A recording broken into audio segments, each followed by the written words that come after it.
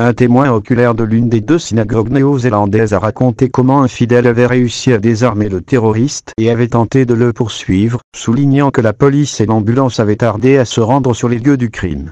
Il était dans la mosquée quand il a entendu les premiers coups de feu, puis les gens ont commencé à crier et à courir et le kamikaze est entré par l'entrée principale, a déclaré Sam H21 au New Zealand Herald.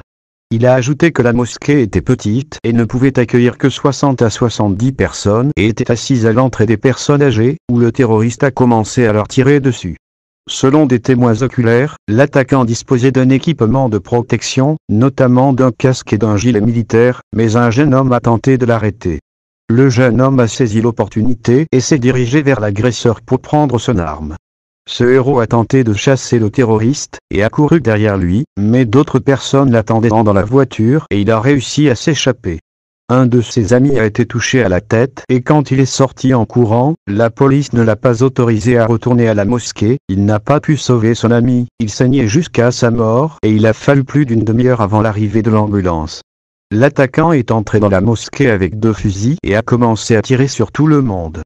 Il prononçait des paroles obscènes, écoutait de la musique et appelait ses amis, a déclaré Khalid Al-Nubani, un survivant de la mosquée Al-Nour où une attaque terroriste parallèle a eu lieu.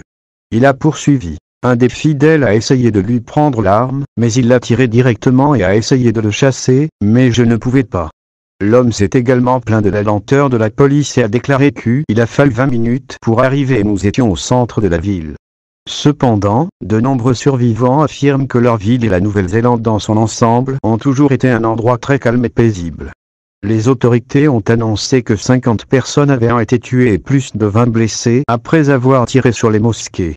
La police a arrêté un certain nombre de personnes accusées d'implication dans le crime et a été accusée du meurtre de l'Australien Brenton Tarrant, 28 ans, qui a perpétré l'attaque et a diffusé directement par Internet.